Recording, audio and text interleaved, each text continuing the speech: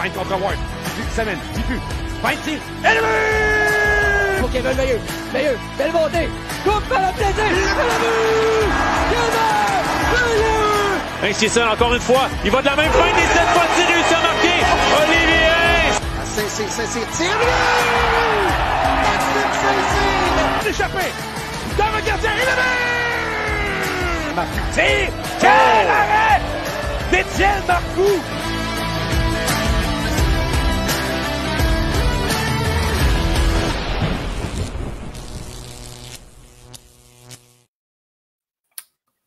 Bonsoir, mesdames et messieurs, et bienvenue au balado La Source LNH. Aujourd'hui, notre invité, ce sera Simon-Claude Blackburn des Marquis de Jonquière. Dave, comment ça va?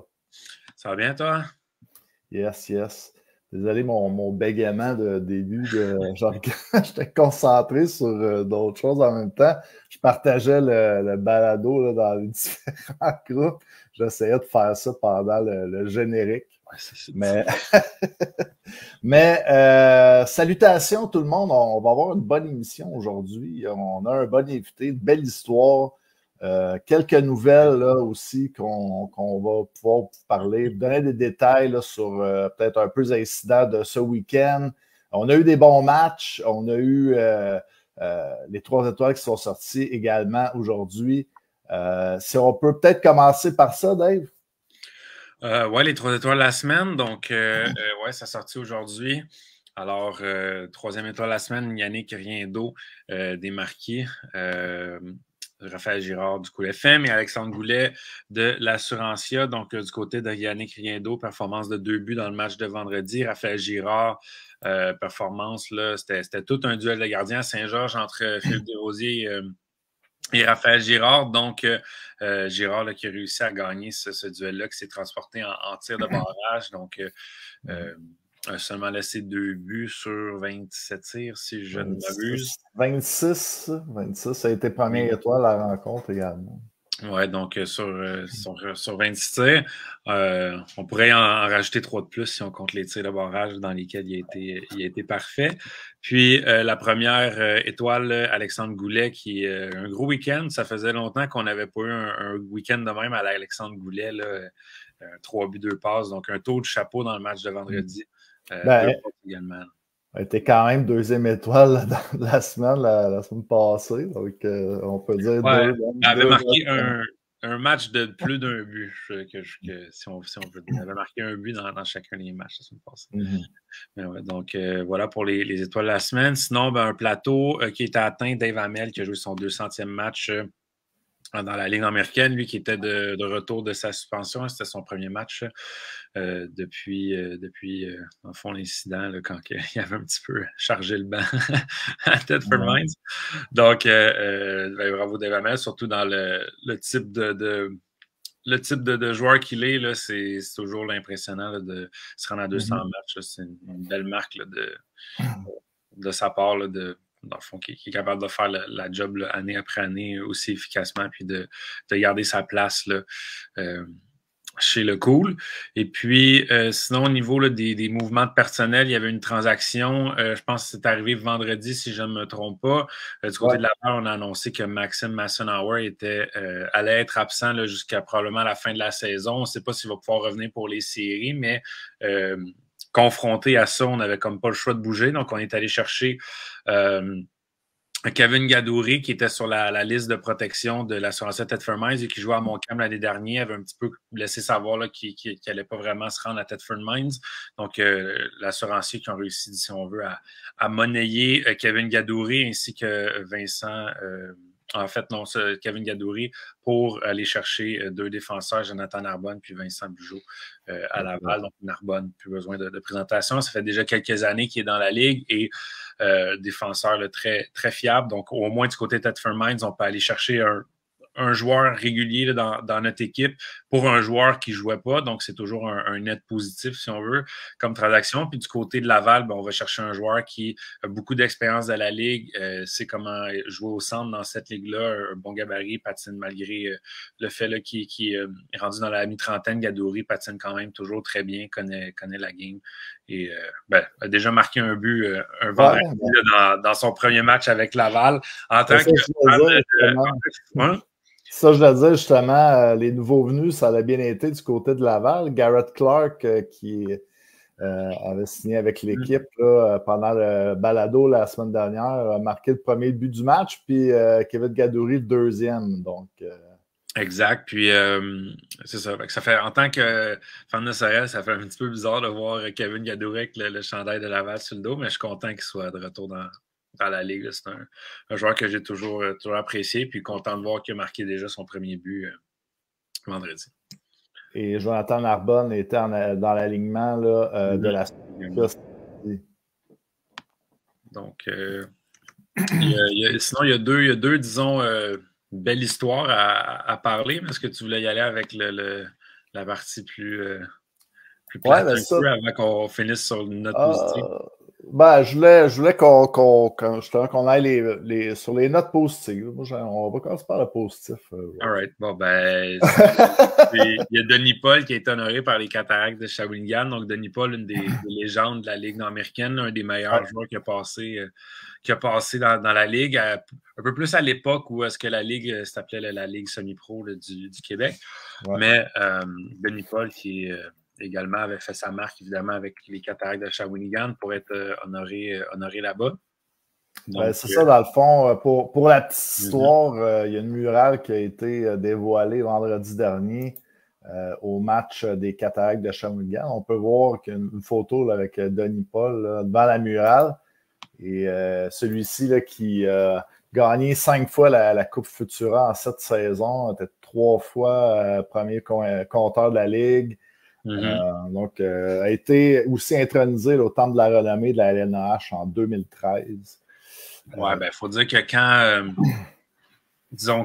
il a pris sa retraite, c'était de loin le meilleur joueur à avoir passé là, dans la Ligue américaine. Rendu à ce jour, c'est débattable parce qu'il y en a eu d'autres, mais il fait toujours partie de la liste courte des joueurs là, desquels on inclut là, dans le débat là, du meilleur joueur qui joue dans la Ligue américaine. Donc, Denis Paul là, qui était honoré par Shawinigan.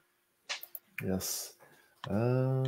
Ensuite de ça, il y a un de nos anciens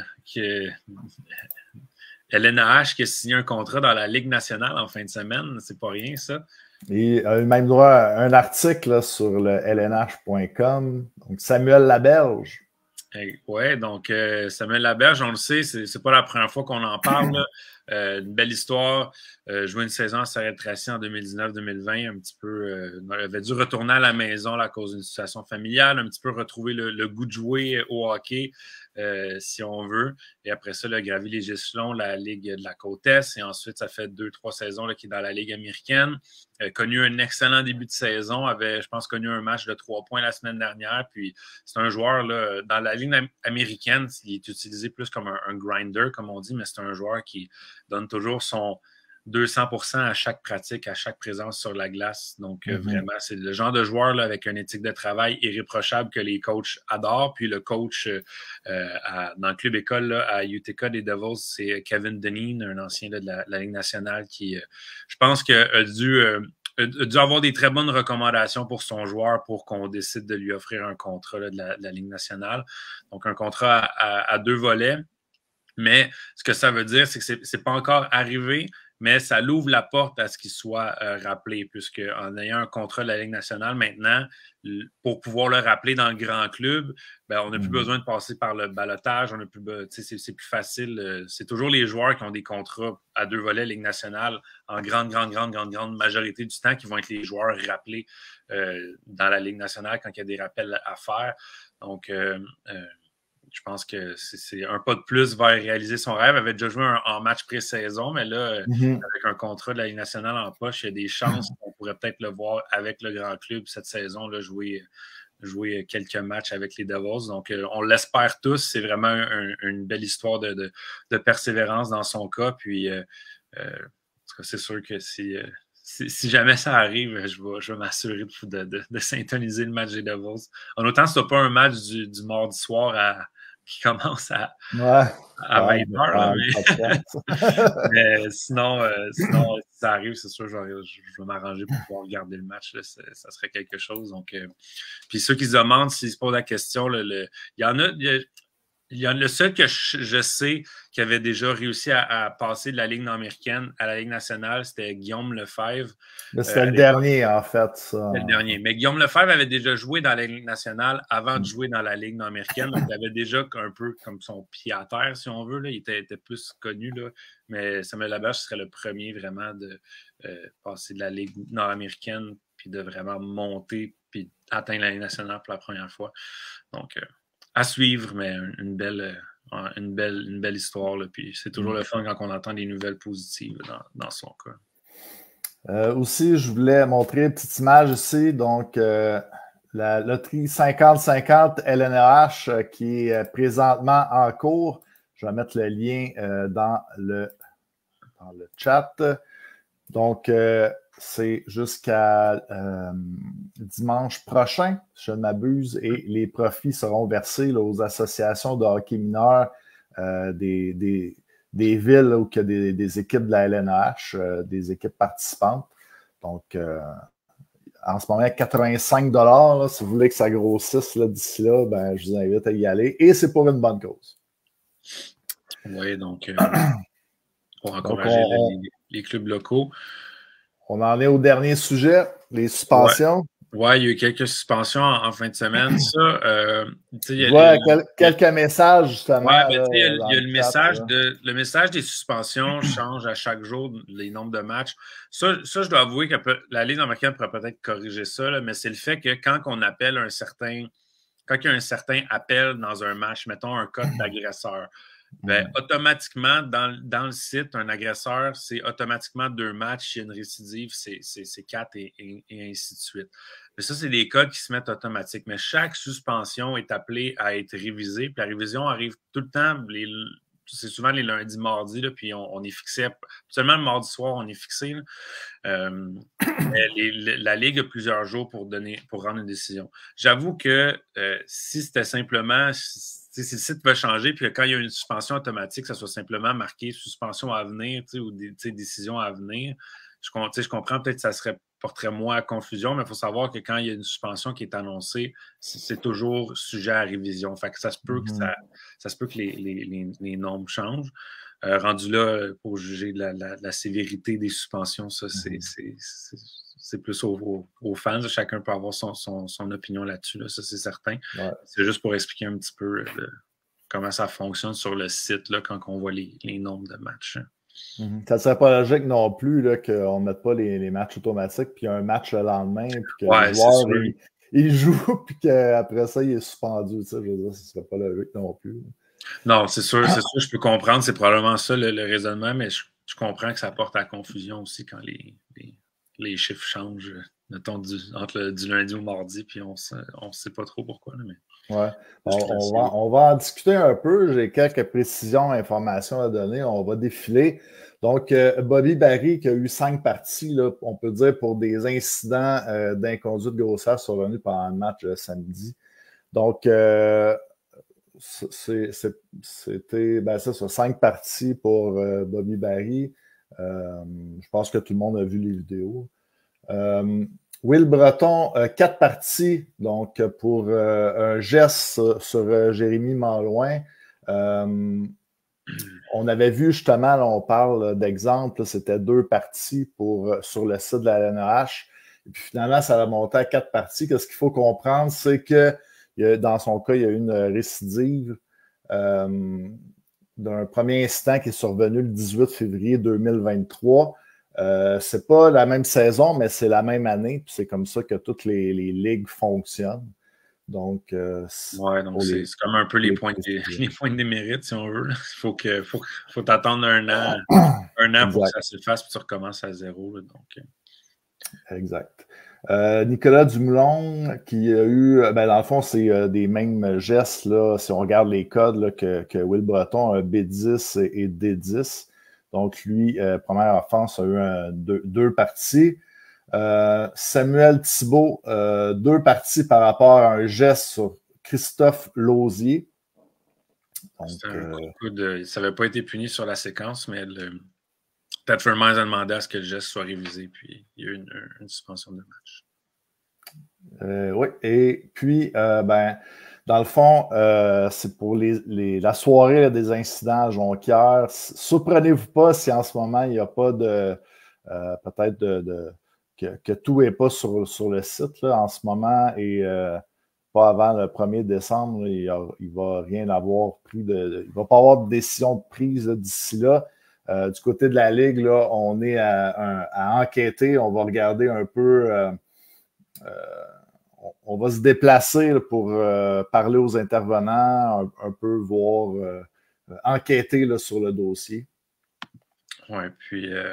Et ça a été aussi dit là, dans le quotidien de Jonquière. Je ne sais pas si vous avez vu les gens de Jonquière. C'est bon. Donc, je pense que ça fait le tour. Oui, ça fait le tour. Ça fait le tour. Enchaîné. La semaine passée aussi, il n'y avait pas les ouais, c'est vrai. périodes. Ouais. C'est là pour enchaîner avec notre invité. On va enchaîner avec notre invité.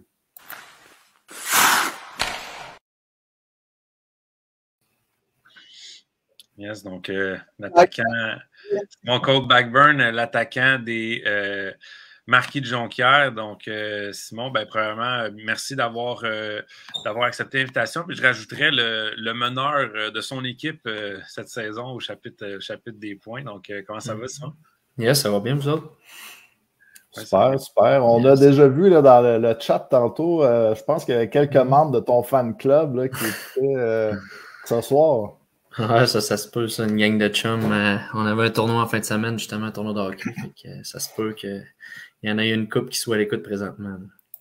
On parle aussi de Samuel Labonté. Ici, le légendaire c'est Bruno avec les boys. Je suis pas surpris de les voir écrire ça. Mike Quirion aussi, tellement hâte de voir la légende. Salut, boys. Donc, on s'est parlé un peu là, en coulisses là, avant le show. On allait parler un petit peu là, de ta carrière. Cette saison là, avec les Marquis, ça va très bien. David a fait une petite introduction. Premier de ton équipe au niveau des points, mais également 3e dans la Ligue là, au classement des pointeurs égalité. Donc, ça va très bien là, par les temps qui courent. Oui, non, un bon début de saison. Là. C'est sûr que le premier match à Jonquière, je pense que j'ai compté 3 buts, là, les 3 premiers buts. Fait que ça m'a mis en confiance là, pour le reste du début de saison. C'est sûr que j'ai plus aussi de responsabilités un petit peu que l'année passée, plus de temps de glace, plus d'aisance aussi là, sur la glace. Fait que non, à date, ça va bien. C'est sûr qu'il faut pas lâcher. Il n'y a pas juste les statistiques non plus qui comptent. Là. Présentement, on a une petite passe un peu plus creuse là, au sein de notre équipe. Là, mais comme on dit à l'interne, c'est mieux que ça arrive présentement que ça arrive juste avant les playoffs. Là. Fait que c'est sûr que quand une petite séquence qui va moins bien, mais quand les statistiques, c'est plus fun quand l'équipe gagne que d'avoir les statistiques là, qui vont bien, je dirais. Vous êtes quand même, une petite séquence de défaites, là, mais c'est des matchs qui sont quand même très serrés. Les Marquis sont toujours dans le coup là, à chaque partie. Oui, exact. Souvent, c'est juste des petites périodes là, qui... Si je parle de la dernière game, on menait 6-3 en 3e, on perd la game. Des fois, on sait que quand on joue notre match, on est capable de battre pas mal n'importe quelle équipe, mais c'est plus de rester constant là, pendant 60 minutes. Là, c'est plus notre gros défi présentement. Okay. Je ne suis pas inquiet, ça va se replacer. Là. On voulait parler aussi un peu de ta carrière. Est-ce que, Dave, on est prêt à commencer par le commencement? Oui, de toute façon, on va finir avec les Marquis, fait qu'on va pouvoir revenir. Ouais. Bon. Donc, tu es quand même un habitué. Tu es bien dans ton coin de pays, si on peut dire. Là, si on commence par le commencement. J'ai une petite photo. Attends une seconde. ici avec les élites de Jonquière. Donc, Ouais. tu as commencé ton parcours là, avec les élites de Jonquière. Par la suite, tu as joué avec les Saguenay de Chicoutimi, avec le cégep d'Alma. Quand même, tu as été dans ton coin. Là. Oui, écoute, j'ai fait les 3 cégeps de la région. Là. J'ai fait le cégep de Chicoutimi, le cégep de Jonquière. Je me suis promené un petit peu partout. Mais oui, non, fait 2 saisons avec les élites. La deuxième saison, ça avait bien été. Après la première saison, j'ai été repêché justement par les SAG, l'équipe de la région. Fait que moi, j'étais allé faire le camp là. Puis quand ils m'ont retranché, ils m'ont dit, retourne à Jonquière, c'est à côté de nous. Puis s'il y a des blessures, quoi que ce soit, on va te rappeler. Fait que c'était un petit peu ça que j'avais fait. Puis j'avais eu quand même une très bonne saison là, à ma deuxième saison. Fait que j'avais été rappelé là, pour, je pense, une 10-12 de games dans la saison avec les SAG. Puis ça avait quand même bien été. Là. Moi, à l'époque, c'était Marc-Étienne Hubert qui était l'entraîneur-chef des SAG. Puis moi, il m'avait dit là, après mon année à 17 ans là, d'arriver prêt à 18 ans puis qu'il y avait une belle place pour moi dans l'équipe un peu. Puis 2 semaines avant le camp d'entraînement à 18 ans, Marc-Étienne a décidé de partir universitaire à l'UQTR. Fait qu'il y a eu un nouvel entraîneur-chef là, qui est rentré en place. Puis moi, malheureusement, j'ai fait une commotion cérébrale. Là. C'est la seule que j'ai faite en carrière.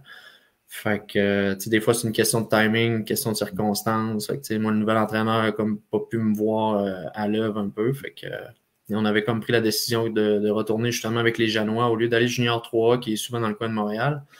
On m'avait dit, va collégial à Alma, c'est à côté. En même temps, pour les pratiques, si on a besoin, quoi que ce soit, t'es proche, à Jonquière quand même. Fait que, j'étais comme un peu entre les deux. C'était la décision que j'avais prise avec l'équipe. Puis, Marc Fortier, à l'époque, c'était le DG. Là, lui, il m'avait vraiment dit, commence ton début de saison avec les Janois, puis je suis pas inquiète qu'au fait, là, on va te rappeler pour terminer la saison avec nous. Fait que c'était un peu ce qui est arrivé. Sauf que quand on a procédé justement à toutes les démarches pour que je termine la saison avec les SAG, il y avait un règlement que personne ne connaissait, même les SAG n'étaient pas au courant, qu'un joueur collégial pouvait terminer la saison junior majeur. Donc, moi, j'ai limité cette année-là à terminer 10 parties dans ma saison jusqu'à temps que mon équipe soit éliminée.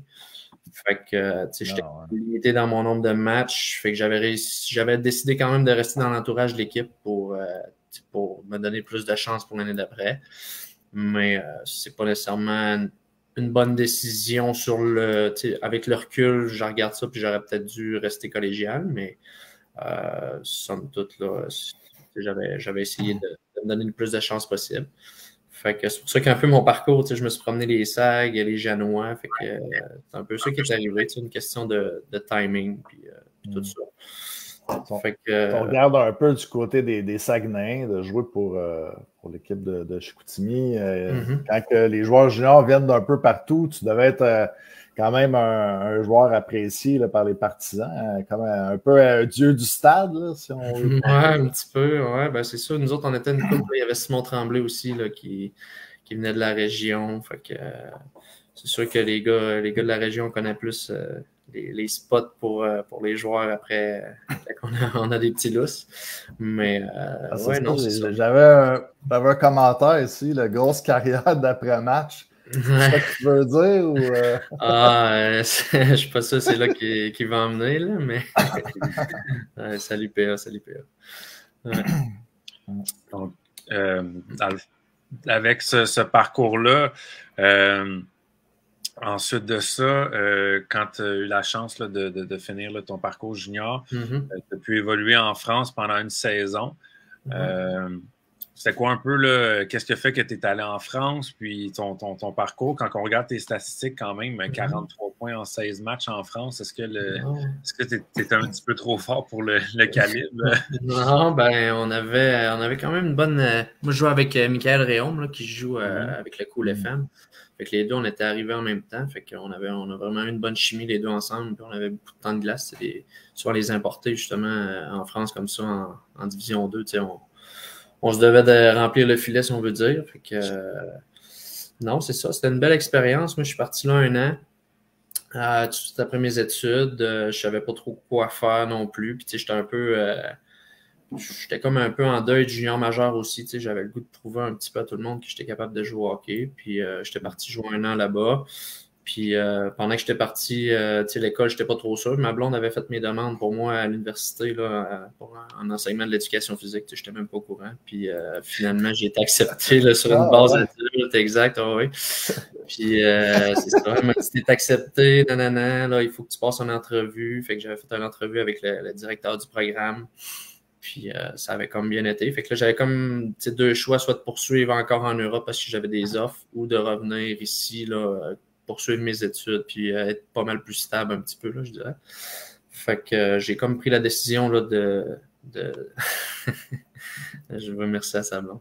Fait que j'ai pris la décision là, de revenir au Québec, puis je pense que ça a été la bonne décision aussi parce que aujourd'hui, j'ai un emploi, justement, je suis enseignant.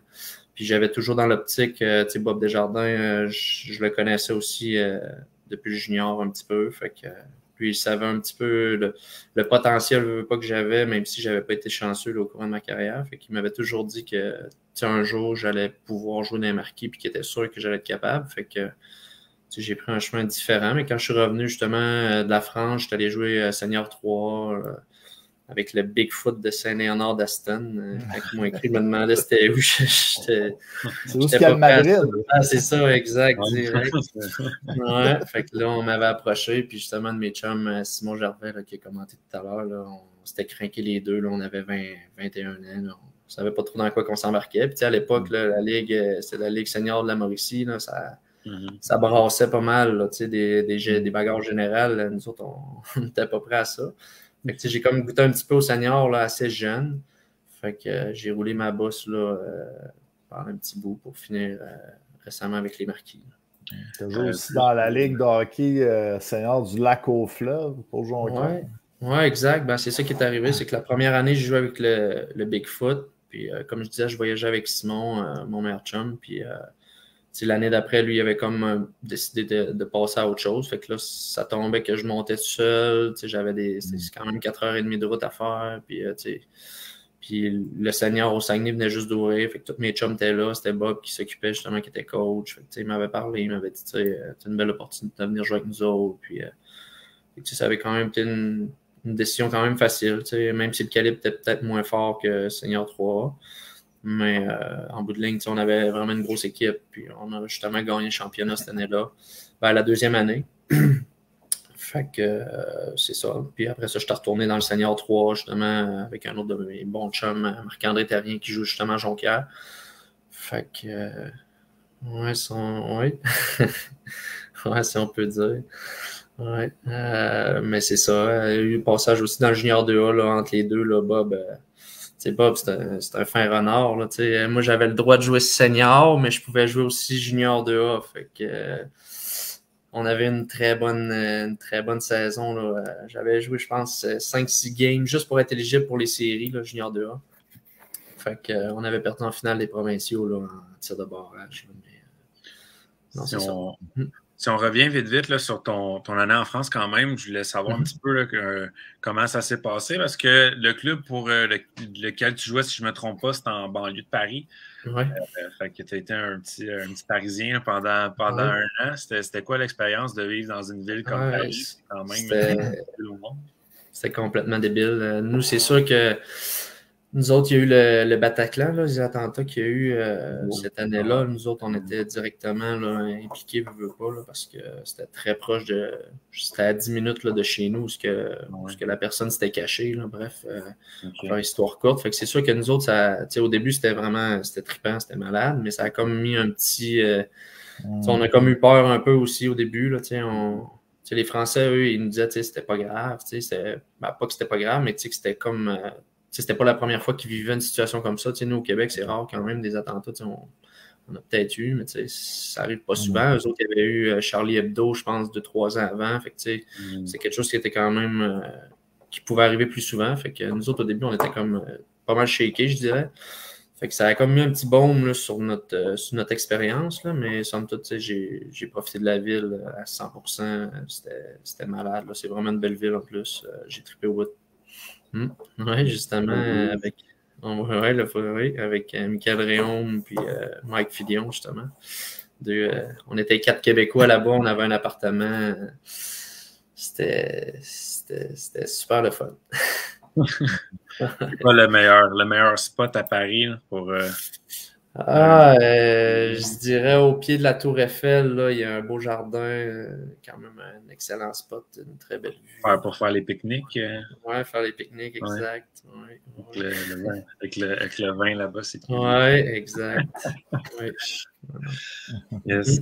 C'est bon. Fait que, ensuite de ça, là, on a parlé de ton passage à Saint-Léonard, ton retour. Tu as parlé aussi que Bob te disait que tu peux probablement jouer pour les Marquis, que tu aurais ta chance un jour de continuer de travailler, d'être patient. Pour un jeune comme toi, c'était quoi un peu ta vision des Marquis? Parce que quand tu étais jeune, je veux dire, quand tu mettons entre 16 et 20 ans, c'était pas mal pas que les Marquis ne sont pas encore une des bonnes équipes dans la Ligue, là, mais un peu l'apogée des Marquis, dans le sens que ils avaient gagné la Coupe 2 fois de suite. Il y avait le gros club, le club avec beaucoup de talent, le club le plus tough à chaque année. C'était quoi un peu ta vision des Marquis, ou c'était quoi pour toi les Marquis quand tu étais jeune? Là, puis que c'est sûr, quand j'étais jeune, mes parents ne voulaient pas tout le temps que j'aille au Marquis parce que ça brassait pas mal. Fait que c'est ça, je savais que c'était du jeu vraiment robuste. Puis qu'il y avait des excellents joueurs de hockey justement qui venaient comme un petit peu terminer leur carrière dans ce circuit-là. Je savais que c'était du hockey très robuste, surtout quand tu parles des années 2016-2017, il y avait des gros bonhommes dans la Ligue. La Ligue a beaucoup changé justement. Je pense pas que j'aurais joué à cette époque-là non plus. Fait que c'est sûr que je voyais ça quand j'étais plus jeune. Je n'étais pas trop sûr à quel point j'allais finir dans cette ligue-là. Je ne savais pas à quel point c'était mon objectif non plus. Mais c'est plus quand j'ai rentré un petit peu dans le senior, là, à voir un peu à quoi ça ressemblait, puis à voir la route, puis là, voir qu'il y a un club aussi senior chez nous qui est à 10 minutes de chez nous, puis qu'éventuellement, peut-être, ça pourrait être accessible. Puis, c'est ça. C'était plus comme ça que je le voyais. Là. Puis raconte-nous un peu comment ça s'est passé. Tu as joué ton premier match en 2019-2020 avec les Marquis, pendant que tu jouais en même temps là, avec les Loups de la Tuque dans le Saison 3. Comment est-ce que ça s'est passé, ton premier match dans la Ligue nord-américaine? C'est quoi un peu? T'avais-tu fait le camp du Marquis l'automne? Non, c'est ça. J'avais pas fait le camp pendant tout. C'est Bob qui m'avait texté là, un soir. Ça te tente-tu de jouer demain? On joue à Sorel. J'avais dit oui, parfait, je vais venir. C'est sûr que je me souviens, la première partie, j'avais pas joué beaucoup. J'avais quand même compté mon premier but à ma première game dans la Ligue. Un petit 5 contre 3, une passe de Yannick Riendo, backdoor. Quand même assez facile, mais non, c'est ça. J'avais réussi à compter quand même mon premier but malgré un temps de glace plus limité. Mais Bob est allé quand même d'une façon progressive. Là, au début, je jouais moins, mais je voyais un peu le calibre aussi, à quoi m'attendre. Après ça, je pense que l'autre année d'après aussi, je pense que j'avais joué 3-4 games, quelque chose du genre, avec un peu plus de responsabilité, commencer un peu à m'en donner powerplay piqué, ces affaires-là. Fait que, puis c'est ça, moi, l'année passée, c'est vraiment là que, avec Terrien, justement, on jouait les deux à la tuque, puis cette année-là, on avait vraiment une grosse équipe avec des gars comme Tommy Tremblay, Robichaud aussi à défense. On avait vraiment Jonathan Bellemare, Carl-Antoine Delisle.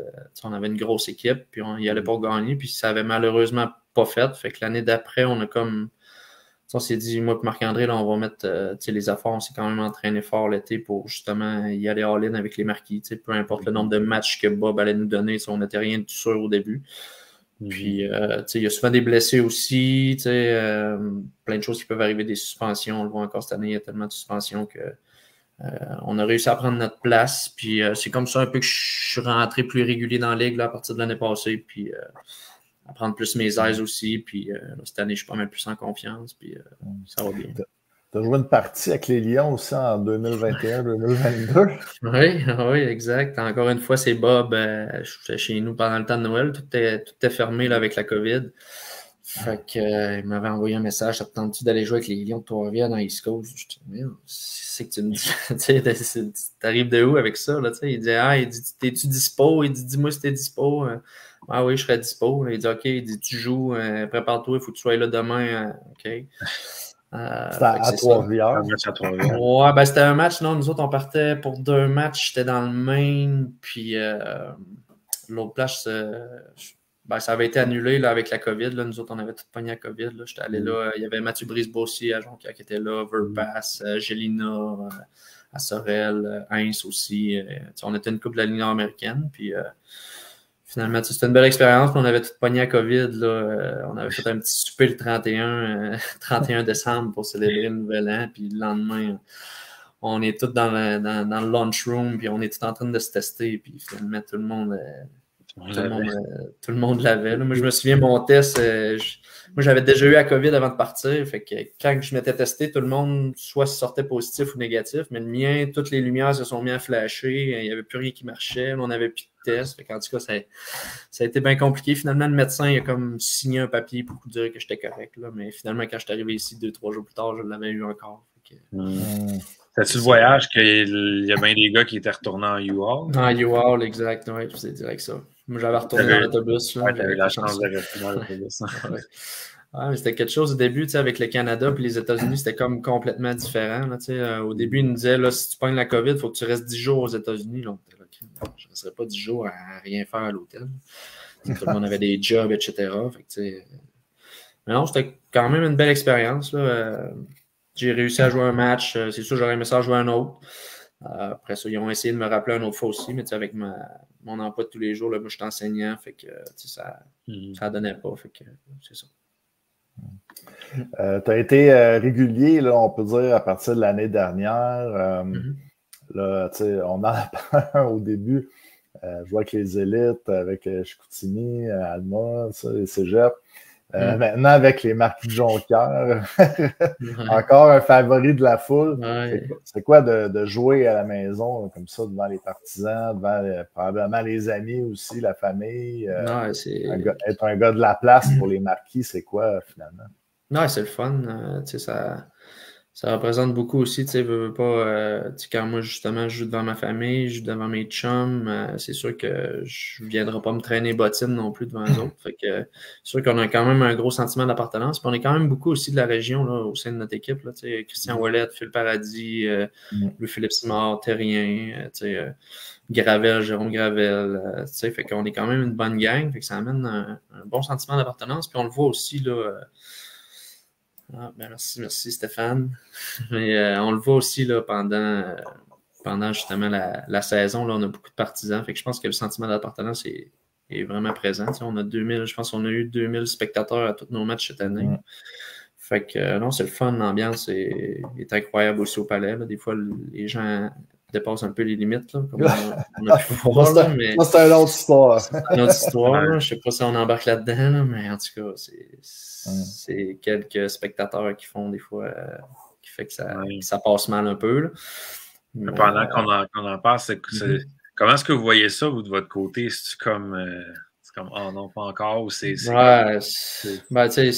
c'est sûr que c'est des choses qui arrivent. C'est comme quand on va jouer à Laval, des fois ça arrive dans le House of Pain qu'il y a une bière qui arrive sur la glace. Puis on n'est pas fiers de ça. C'est sûr que quand je regarde le match de vendredi, on menait 6-3 avant tous les incidents, puis tout allait bien. Puis drôle d'adon, après ça, on perd la game 8-6. Tu te dis, ouais, on a-tu perdu un peu notre concentration sur ces événements-là? Des fois, les partisans, faut qu'ils encouragent leur équipe. Puis maintenant, on est rendu en 2023, là, de tirer des bières, puis ces affaires-là. Il y a plein d'enfants dans les estrades.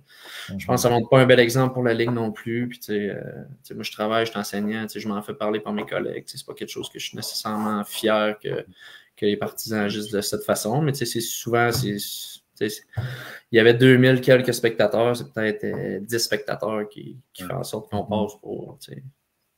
Malheureusement, ça fait encore partie. En espérant que ça n'arrive plus. Là. Si on parle des choses peut-être un petit peu positives du côté des partisans, je suis en train de parler, toujours plus que 2000 personnes là, au match des Marquis. D'être aussi des joueurs, là, t'en as nommé quelques-uns également, là, mais des joueurs de la place. Est-ce que vous avez un petit peu plus d'implication peut-être dans la communauté avec avec l'équipe, peut-être des petites signatures de chandail à rencontrer les partisans? Oui, c'est sûr qu'on essaie de rester le plus disponible possible pour les partisans. C'est sûr que des petites signatures ou quoi que ce soit, là, oui, on est toujours présent. Mais il n'y a pas nécessairement d'activité qu'on fait tous les régionaux ensemble, mais c'est sûr qu'on est tout le temps disponible là, pour les partisans, quoi que ce soit. Tu en as parlé, t'es professeur dans la vie de tous les jours. Merci à ta blonde. Mais c'est quelque chose que tu voulais faire au moins? T'es inscrit dans le programme? Non. Je suis un sportif. Puis moi, justement, au cégep, c'était pas. Quand j'ai commencé le cégep, j'avais comme une philosophie que si je manquais mon cours, je pouvais la reprendre. C'était pas trop grave. Fait que la première année, j'avais comme moins bien commencé mon cégep un peu. Là, j'avais comme été rappelé par les SAG justement en plein pendant mes examens. Fait que j'avais comme pas mal pris ça à la légère. Fait que j'avais comme pas vraiment une grosse cotère, si on veut dire, là, pour faire plein de choses. Fait que c'est sûr que le bac en éducation physique faisait en sorte que je suis un sportif, puis j'aime les jeunes aussi. Fait que c'était comme un bon mix. Puis oui, c'était quand même un métier que j'aurais voulu faire. Justement, je pense que tu as un ami qui parle. Parle de ta cotère, ouais, non. C'était pas. On peut en parler brièvement. Mais tu sais, le cégep, j'avais 6 cours à ma première session, puis il y a 4 que ça n'a pas bien été. Fait que la cotère en a pris le. Quand tu commences mal, hein, ça te suit longtemps. Fait que c'est pas un gros chiffre. Finalement, au moins, tu es arrivé à ton but. Non, exact. Là, puis, dans une école secondaire, primaire? Non, là, je suis au primaire, ouais, exact. Puis, je pense que je suis un excellent enseignant quand même. Là, c'est pas les notes nécessairement qui font en sorte que je serais un moins bon enseignant ou quoi que ce soit. Là. Je veux pas que les gens recevoir des messages. Là, t'enseignes à ma fille. Yeah. Vas-y. Moi, il y a quelques points là, que j'aimerais ça. C'est un peu parler des anecdotes. Tout d'abord, tu as dit c'est vraiment l'année passée là, que tu as un peu fait ta place là, dans l'alignement des marquis là, pour devenir un régulier. C'était quoi un peu toi le déclic? C'était-tu, selon moi, c'était-tu ton but à la Bobby Orr que tu avais marqué l'année passée? Ou c'était quoi sinon, selon toi? Ouais, le déclic, c'est sûr, l'année passée en série, ça avait bien été. Là. J'avais marqué justement un but en prolongation là, au premier match. Fait que ça m'avait donné un peu. Moi, je pense que le hockey, quand tu es en confiance, ça change. En tout cas, pour moi, là, ça change pas mal tout. Ça change ma manière de jouer beaucoup. Je suis plus confiant avec la rondelle. Fait que c'est sûr que les séries l'année passée, ça a vraiment été le déclic là, pour que je suis arrivé pas mal plus en confiance aussi au début de l'année. Puis qu'après ça, en partant, ça a bien été. Fait que j'essaie juste de continuer là-dessus. Là. Parlant des séries, il y a un commentaire là, c'est Jean-Michel Fortin, il voulait que tu nous parle-nous de la remontée, là, la game contre Rivière-du-Loup, justement, là, que vous aviez fait remontée spectaculaire, là, surtout avec 2 buts en fin de match pour gagner en prolongation. C'était incroyable. On menait la série 2-0. On s'en vient à Jonquière. On perd 4-0 après 2 périodes. Fait que, dans la chambre, entre la 2 et la 3, on se disait, bon, ben là... on essaie de le faire mal ou on essaie d'allumer quelque chose. On le sait que la game est comme un peu derrière nous autres, mais on bâtit pour la prochaine, mais on ne sait jamais ce qui peut arriver. Fait que, puis il restait 9 minutes en troisième, c'était encore 4-0. On score un but, 4-1. Fait qu'on dit, bon, okay, 4-1. Après ça, 1 minute plus tard, on score 4-2. Fait que là, 4-2, on regarde le cadran, il reste 8 minutes. On se dit, crime, let's go, là, on se craint. Fait que... Puis la foule à Jonquière, je pense qu'il y avait 2000 et quasiment 500 personnes. Fait que, à 4-2, le monde aussi dans les estrades se sont dit crème, il reste du temps encore. Fait que l'ambiance était incroyable. Là. C'est un de mes plus beaux moments, je pense, en carrière. Là. La foule embarquait avec nous autres. Après ça, on a compté justement un 3e but à 4 minutes. Après ça, on a rescoré un autre but tout de suite après, 4-4. Le Palais des Sports, il vibrait bien raide. Chris Cloutier faisait lever la foule comme les cheveux verts. Oui, exact. Oui. Puis c'est ça, c'est Verpass qui a compté le 5e but, là, je pense, à 10 secondes de la fin. Ouais, ça, c'était même pas en prolongation, c'est vrai. Non, même pas, c'est ça, exact. Là, on a closé ça avant prolong, là, c'était malade. Là. Tout le monde sur le banc, on n'en revenait pas non plus. Là, on a scoré 5 buts en 9 minutes. Là, c'est quand même assez rare. Puis on a senti un peu aussi Rivière-du-Loup qui ont comme commencé à shaker là, à 4-2 avec la foule qui embarque. Nous autres, on a des gros bonhommes à l'attaque aussi, des Picards, des Paradis qui tournent puis qui frappent. Puis c'était quelque chose. Les canons. Là. Les canons, il devait être tannant d'entendre des canons, cette game-là, ça, c'est ça. T'as-tu d'autres petites questions? J'avais des photos. Il y avait une autre petite question dans le chat. Elle était là au début, mais je l'avais pris en note puis je l'ai posée. Un autre gars de la région que j'ai connu un peu aussi à Sorel dans le temps. Là. Yves Girard qui dit est-ce que c'est les voyages à la tuque en panel là, qui a fait ta force de caractère? Oui, exact. Surtout quand Yves il nous chante l'hymne national, c'est sûr que c'est des beaux moments. Là. Oui. C'est des gros moments. Là-dessus, c'est 2h30, mais des fois, ça pouvait prendre. Yves aimait bien ça, proposer qu'on fasse le tour du lac pour que ça nous prenne 4h30. Mais non, c'était le fun. Chanter le national dans le panel, pas. Ouais, c'est arrivé une ou deux, là. Ouais, exact. Là. Il y a une bonne voix à Yves. Yes.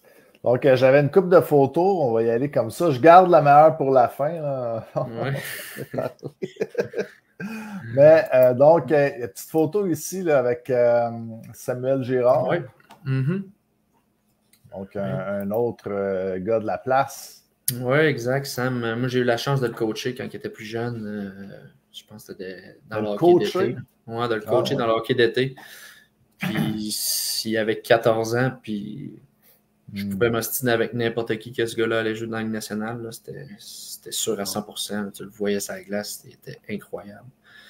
Puis c'est ça, non, j'ai connu son frère aussi, j'ai joué avec son frère, j'avais quand même une bonne amitié avec son frère. Je l'ai côtoyé un petit peu moins, mais tu sais, lui, quand il était plus jeune, moi, j'étais comme avec les SAG puis les élites un peu. Fait que tu sais, je sais qu'il m'aimait bien aussi, puis il connaissait mon beau-frère aussi. Fait qu'on avait quand même du monde en commun. Fait que j'ai quand même été chanceux d'être invité à son party. Là, c'est un très beau party. Vous connaissiez un peu. Puis, ouais, c'est ça, exact. Non, exact. Une belle soirée. Petite photo ici, les boys du Saguenay. Oui, c'est ça, oui, les boys champions. Amateur de deck hockey. Non, ouais, dans le temps, on joue au deck. On joue plus. Ben, dans le temps, nous autres, au Saguenay, c'était 5 contre 5. Fait que, on était pas mal l'équipe invaincue. L'équipe à battre, je dirais. Là. On n'a pas perdu beaucoup de matchs. Puis, depuis 10 ans, là, on s'est plus retourné sur la glace. Fait que, non, une belle équipe aussi. Puis, on perd pas grand tournoi, je dirais. Les boys, c'est fort, comme on dit. Ici, un amateur de pêche. Oui, un pêcheur. Ouais. Ça, c'est avec mon Cousino. Il doit être à l'écoute, le Cousino. Il doit être content que je dise son nom. Non, un voyage au lac Ontario. Ouais. Non, l'été, moi, j'étais au lac Saint-Jean, justement. On pêche le doré, la wananiche, etc. Fait que, non, j'ai toujours aimé la pêche là, depuis que je suis jeune. C'était vraiment un beau voyage, celui-là. J'avais une petite photo ici en France. C'était quoi, ce boucher? Oui, c'est ça. C'était notre commanditaire, d'après moi. Là. C'est le chandail de warm-up quand tu joues en France, quoi? Non. C'était notre chandail de game en plus. Ah, pour vrai? Le joueur du match recevait un petit c'est ça. Exact. Des petits saucissons, un petit prosciutto, puis un petit fromage. Un autre place où ce qu'ils aiment ça, les petits saucissons. Oui. Voyage en Italie que tu as fait, je crois, avec ta copine. Oui, exact. Moi, ma belle famille provient de l'Italie, justement. Fait qu'on a fait un voyage là, avec sa famille. Son grand-père est d'origine italienne. Fait que, on est allé visiter son coin de pays. C'était vraiment le fun. Vous voyagez un peu en France? Oui, aussi, j'ai voyagé en France. Là. Je tripe vraiment ces voyages aussi. Là. Ma blonde, on essaie de voyager pas mal à chaque année. Fait que c'est ça. Ouais. Donc, on en est maintenant au clou. Ah oui. Petite vidéo, on vous envoie ça. C'est introduction ou je sais pas. On pourrait dire peut-être que ces années-là t'ont servi. Qu'est-ce que tu fais comme métier maintenant de professeur d'éducation physique et anglais? Oui, c'est bon ça. Ça pourrait. Oui, c'est bon. C'est bon. Allons-y. La vidéo, je trouvais que c'était un peu fort quand on a fait genre tantôt. Peut-être baisser votre son une petite coche. Là. On vous revient dans 40 secondes.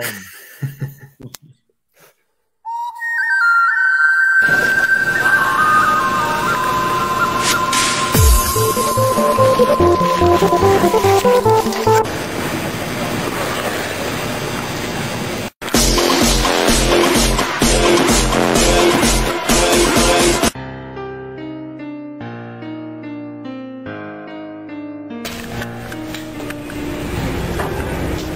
should have never drank Red Bull. Yeah. Red Bull isn't good for you. You will have more energy during a little moment, but after you will have less energy than before you drink it. Cette vidéo-là?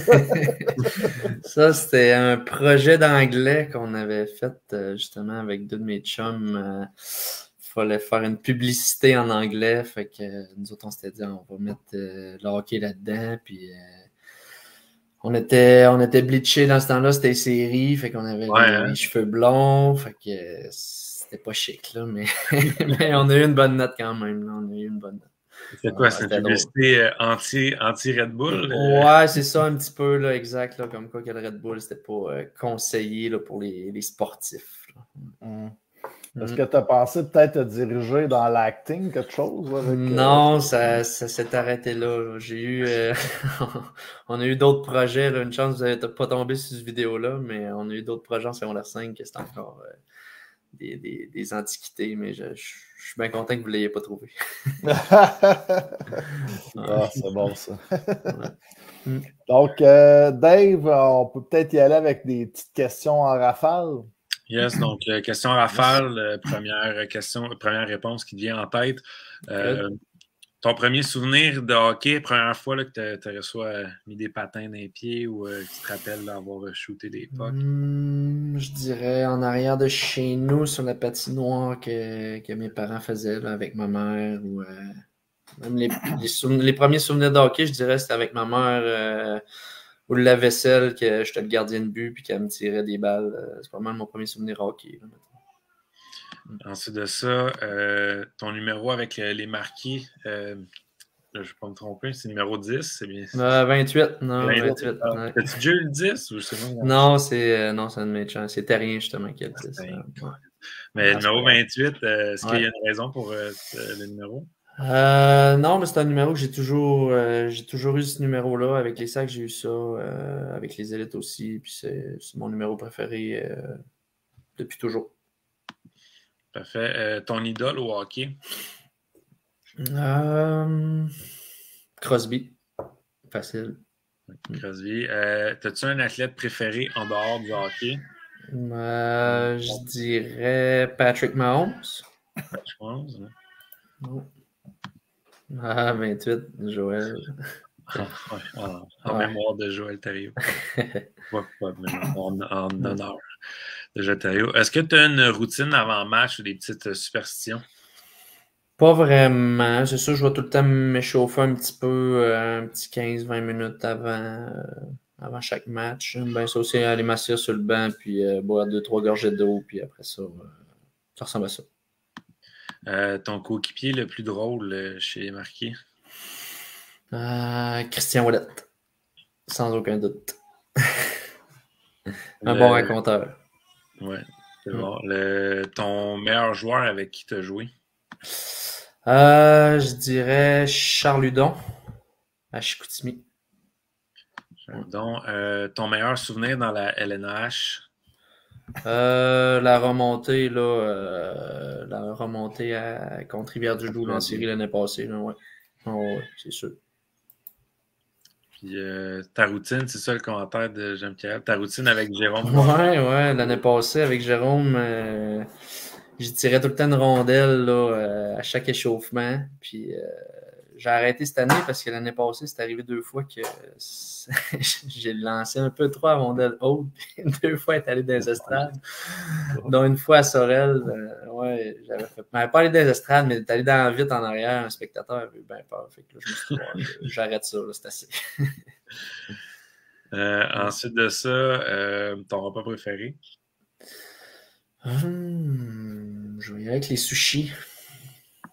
Ton film préféré ou série télé? Game of Thrones. Une série, ouais. Je suis pas un gars de film, fait que Game of Thrones. Parfait. Puis si tu pouvais aller voir un artiste en show, ça serait qui? Coldplay, je suis déjà allé, mais j'y retournerai quand même. Sinon, Post Malone, j'aimerais bien ça aussi. Ouais. Good. Je pense que c'est pas le premier à dire Coldplay cette année. Je me rappelle plus qui, mais ouais, ça ressort des fois. Parce que c'est un autre joueur des marqués, vous pourrez peut-être faire pour la chance. Ouais, c'est ça. D'organiser ça. Ouais. All right. Fait que, merci. Ça faisait le tour là, des petites questions. Une petite dans le chat. Là. Une petite dans le chat. Ah, une petite dans le chat. Ah. Le joueur des marqués le plus séduisant à Bellon,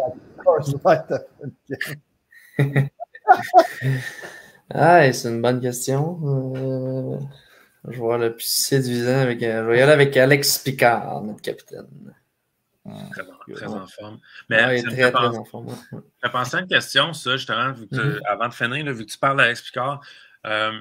Pour un gars comme toi, justement, là, que à cause de mettons, la commotion puis le bad timing avec le coach qui était parti, tu n'as pas eu la chance de te faire valoir dans les juniors majeurs.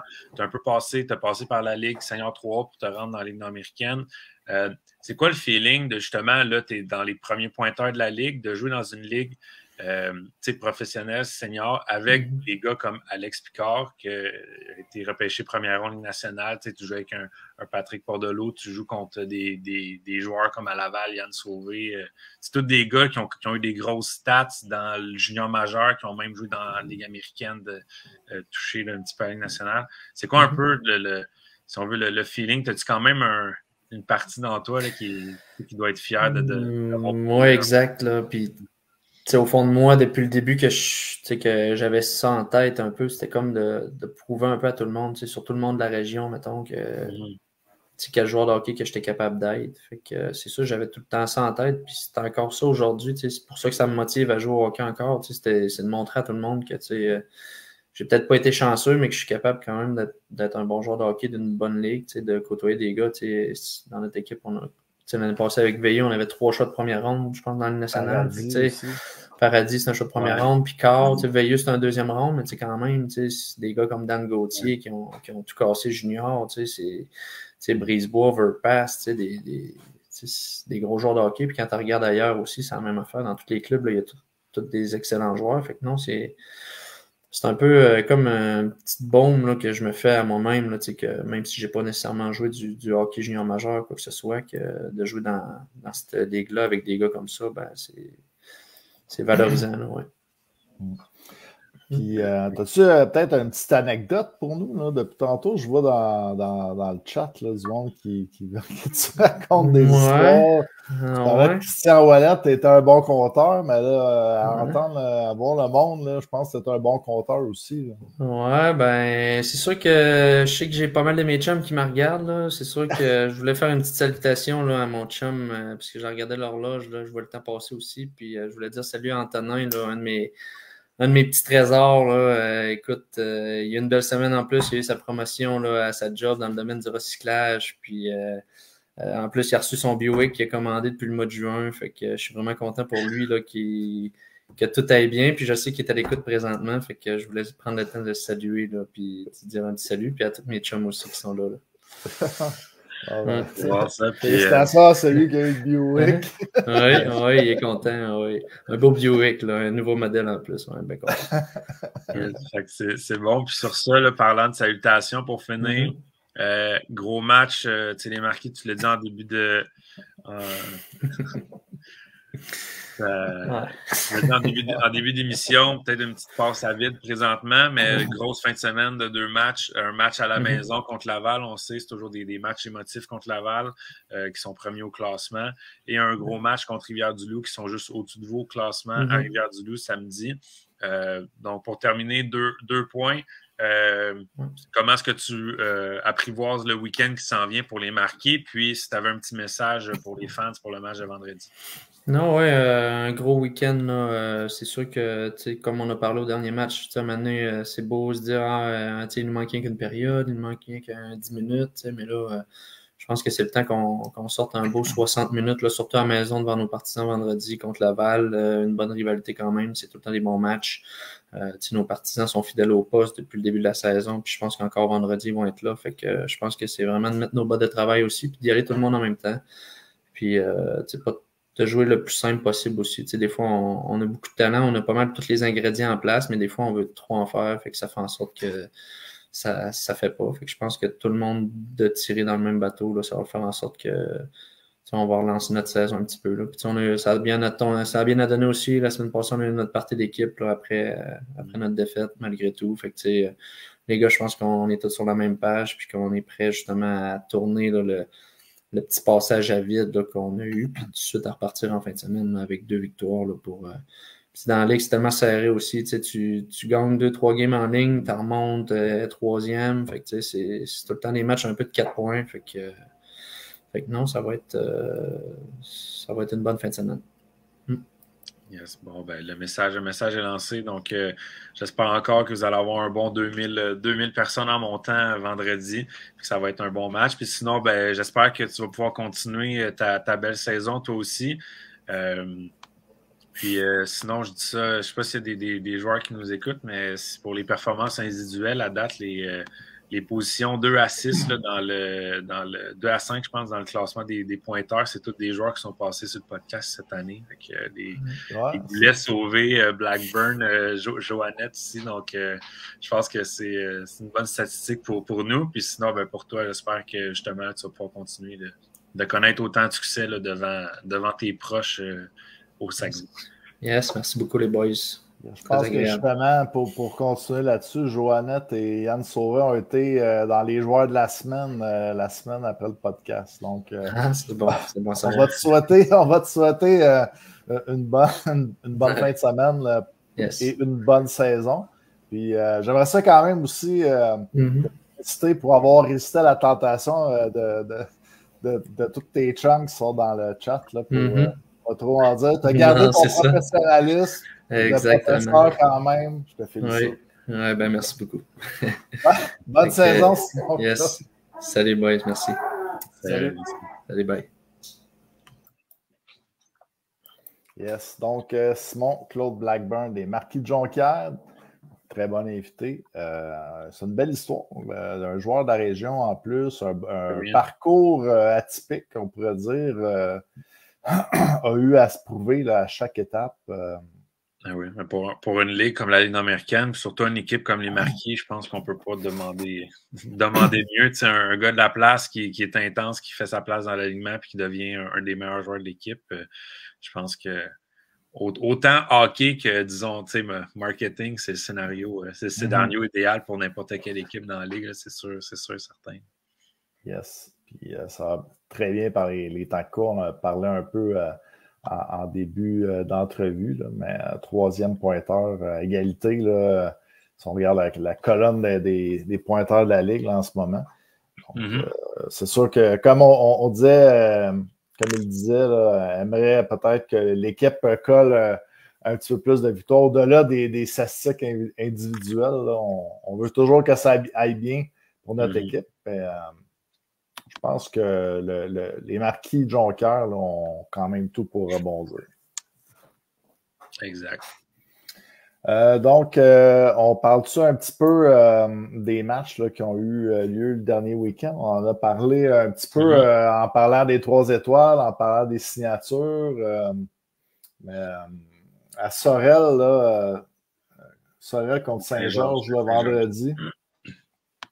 C'est drôle parce que les 2 équipes ont joué à Sorel le jeudi d'avant, puis c'était quasiment, le match s'est rendu en tir de barrage, là, mais c'était quasiment un copier-coller du match de la semaine d'avant. C'était un match parce qu'il y avait des bonnes chances de marquer, mais les 2 gardiens étaient tout feu, tout flamme. Cette fois-ci, par contre, pour Saint-Georges, c'était Raphaël Girard, là, comme on a vu avec les joueurs de la semaine.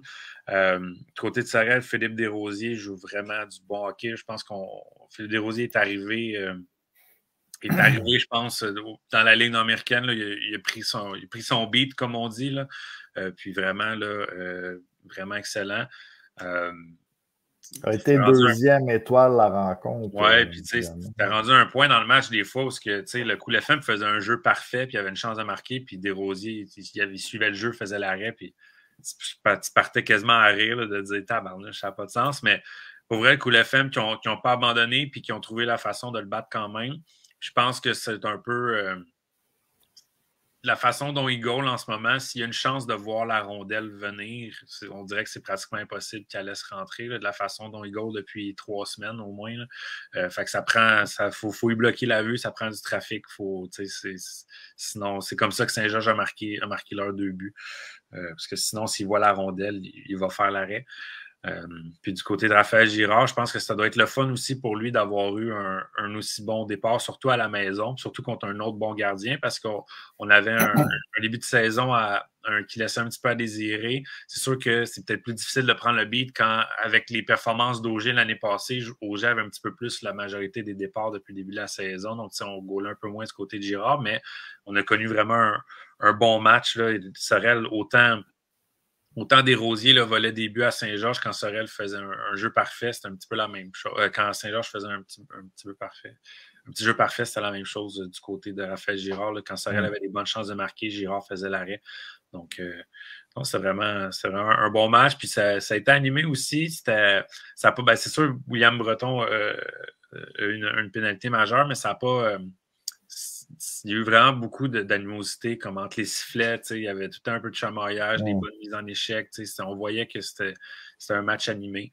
Fait que c'était le fun. Puis, l'autre chose que je l'ai mentionné, c'est peut-être ça un petit peu aussi, outre la performance de Girard, l'histoire du match, là, c'est le Cool FM ont réussi à marquer un but très important en avantage numérique, puis Sorel, malheureusement, n'a pas réussi à marquer en avantage numérique dans ce match-là, surtout quand, sur le 5 minutes à William Breton, il y avait quand même un 2 minutes à Jérémy Malouin là, qui enlevait un 2 minutes du 5 minutes, mais tu sais, quand même, quand on a un avantage numérique de 3 minutes consécutives, puis on ne réussit pas à la mettre dedans, plus les 2-3 autres avantages numériques qu'on a eu pendant le match, c'est sûr que c'est le genre de choses qui peut revenir nous hanter en fin de rencontre. Je pense que c'est ça qui est arrivé. Puis Saint-Georges qui marque en avantage numérique avec une minute à faire au match. Donc, voilà pour le match. Match assurantiel marqué, un autre match là, qui a eu beaucoup d'animosité. On en a parlé un petit peu là, en entrevue. Marquis menait au moment là, des événements la deuxième période. Et l'assurantiel a fait une grosse remontée. Alexandre Goulet là, qui a marqué le but gagnant, le but d'assurance en fin de match. Oui, donc vraiment un match un fou. 7 buts en première période, dont le premier but s'est marqué avec 20 secondes là, du début de la rencontre. Je pense que c'était vraiment un match offensif, là, évidemment. Puis du côté des Marquis, oui, c'est vrai un peu que c'est weird que la remontée, ça ait produit après les événements qu'il y a eu dans les estrades. Peut-être là, justement que c'est ça, c'est l'assurance qui a réussi à se rallier après ça. C'est sûr que ça impliquait quand même, c'est sûr qu'il ne jouait pas la rencontre, mais ça a un peu impliqué Étienne Marcoux. Donc, c'est sûr quand on voit un de nos meilleurs joueurs, tête d'affiche, gardien numéro 1 comme ça, là, est impliqué dans un truc comme ça, ben, c'est sûr que c'est le genre de choses qui peuvent faire que l'équipe se ressort les coudes ou on veut le mettre dans des partisans, mais sur la glace. Puis je pense que l'assurance a réussi à faire ça. Aussi, mentionner la première étoile du match, Alexandre Goulet s'est fait accorder le but gagnant, je pense, après la rencontre. Donc, c'était pas officiel qu'il y avait un tour de chapeau, mais finalement, il avait dévié la rondelle, donc on lui a accordé après la rencontre. Fait que la première étoile qui était allée à Samuel Hood, qui avait 2 buts, une passe. J'avais parlé en début de saison qu'on avait besoin d'un joueur à la défensive au niveau là, de l'assurantia qui produit offensivement, parce qu'on avait des bons joueurs défensifs, mais des fois, c'était peut-être un petit peu une lacune. Mais je dois mentionner que Samuel Hood là, est quand même en train de peut-être d'éclore, si on veut. Là. Il est rendu à 10 points en 13 matchs cette saison. Dans les derniers matchs, là, si on regarde sa fiche, là, c'est 6 points à ses 4 derniers matchs. Donc, je ne sais pas s'il va réussir à maintenir le rythme toute la saison, mais vraiment, Samuel Hood là, qui connaît ses meilleurs moments dans la Ligue américaine présentement. Donc, à suivre. Puis, sinon, ben, la résilience de l'Assurantia, puis l'Assurantia qui, c'est sûr, ont marqué 3 buts dans le match suivant. Mais si on prenait cette période-là de 3 matchs, l'Assurantia qui a quand même réussi à inscrire 22 buts en 3 matchs. Quand on parlait des joueurs qu'il fallait qu'ils se réveillent offensivement, là, c'est 22 buts en 3 matchs, puis 25 en 4 si on compte le match de samedi également. Donc, je pense que l'Assurantia, on est rendu à 4 victoires de suite aussi. Donc, je pense que on peut peut-être officiellement dire que l'Assurantia est de retour. Ouais. Se poser les questions en début de saison, mais ouais. Maintenant, ça change vite. Hein? Les tests sont finis. Je pense qu'on a pris notre heure d'aller. Les joueurs, la machine est repartie. Là. Exact. Puis, ça va être un bon match vendredi. Assurantier-Pervier, ça va être aussi hâte de voir qu'est-ce que ça va donner. Puis sinon, l'autre match du vendredi, super full à Laval, plus de 1600 personnes. C'est le fun à voir ça. Les 3L contre les Pétroliers. Les Pétroliers qui gagnent 6-5. Un autre match un peu fou, très offensif. Je pense que dans ce match-là, outre le fait là, que ça a été un match fou, c'est le fun de voir les 3L tenir la meilleure équipe de la Ligue de cette façon-là. Encore une fois, les défenseurs qui ont été toujours aussi époustouflants là, du côté des Pétroliers. Là, quand on regarde les statistiques à la fin du match, Luc Léveillé, 1 but, 2 passes. Garrett Clark, 1 but. Yann Sauvé, 2 passes. 1 point chacun pour Larose, Talbot, Tassi. Donc, encore une fois, les défenseurs des Pétroliers qui ramassent des points, c'est même pas drôle. Donc, c'est beau à voir à ce niveau-là. Puis, on commence on avait une petite passe à vite parce que justement, il y avait beaucoup de blessés. Mais là, en 2 semaines, on rentre Nico Blatchman, Kevin Gadouri, Garrett Clark, le retour de Raphaël Bussière en fin de semaine. Donc, l'alignement des Pétroliers commence à reprendre du poil la bête. Là, puis je pense que ça va les aider justement à garder leur position au classement. Ça va être à suivre. Là. En plus des joueurs qui ont, comme Jonathan Joannette, qui a éclos pendant que les autres étaient blessés. Donc, ça va être à suivre. Puis sinon, du côté des 3L, quand même un bon... Aller chercher un point sur la route, c'est quand même toujours bien quand on regarde ça de cette façon-là. Puis autre chose, il a marqué son premier but, mais j'étais content de voir que Tristan Pomerleau était correct parce qu'on avait eu peur qu'il s'était blessé à Thetford Mines la semaine dernière. Donc, de voir qu'il faisait partie de l'alignement. J'étais content. Puis j'avais parlé des grilles à Maxime Saint-Cyr la semaine passée.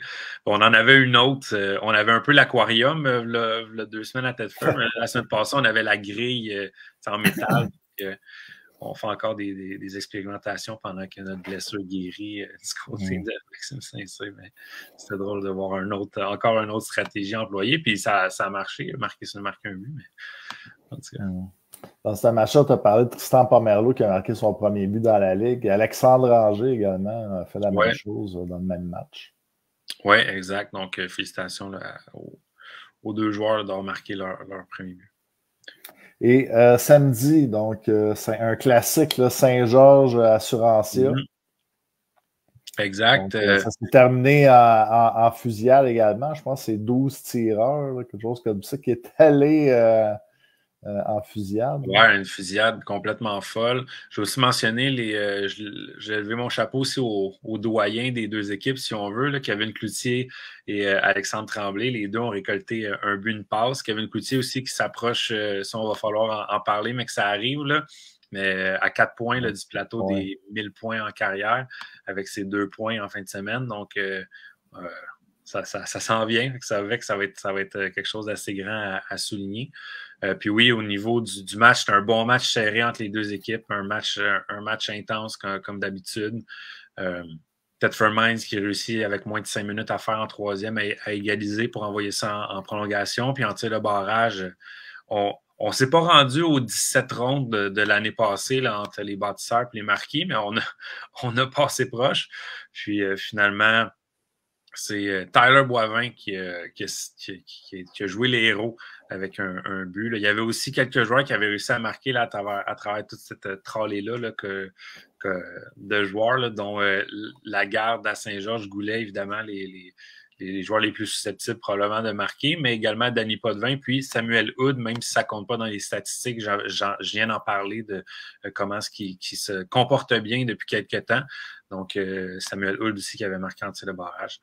Donc, voilà, une autre victoire pour l'Assurantia, puis quand même un week-end de 3 points sur 4 pour le Cool FM. Fait que ça aussi, c'est un week-end productif pour Saint-Georges. Est-ce que tu as peut-être un petit quiz? Oui, je vais tester vos connaissances sur le Midget 3 puis les joueurs gentilshommes. Hey boy, OK. J'essaie de. C'est un trophée que Simon-Claude Blackburn a remporté. Donc, le joueur le plus gentilhomme dans la Ligue Midget 3. Donc, on sait quand même, Midget 3, tous les meilleurs prospects québécois là, au hockey passent par cette ligue-là à un moment ou un autre. Donc, c'est pas une question qui est vraiment liée à la Ligue nord-américaine, mais je voulais savoir de tous les joueurs qui ont remporté ce trophée-là, lequel plutôt présentement joue pour le Canadien de Montréal. Donc, c'est un petit peu plus. Gagner ça quand? Là? Dans l'M18-3? Dans l'M18-3. Mais il joue présentement, donc c'est sûr que ça fait pas 25 ans. Ouais. Raphaël Harvey-Pinard. Ah. Je dis plus rien. Les réponses. Ah, ben, oui, Raphaël Harvey-Pinard. Il y a d'autres joueurs intéressants qui ont déjà gagné ce trophée-là, notamment là, Yannick Riendo, celui qui a fait de la passe sur le premier but dans la Ligue nord-américaine de Simon-Claude Blackburn. Également, là, des joueurs qui ont joué dans la Ligue, Simon Gamache, Thomas Beauregard, qui ont gagné ces trophées-là. Également, Carl Gagné, qui a joué pour Thetford Mines quelques saisons. Donc, personne ne l'avait trouvé l'année passée, fait que était plus facile. était plus facile cette semaine. Ouais. C'est sûr qu'il n'y a pas beaucoup de Québécois avec le Canadien de Montréal non plus. Ouais,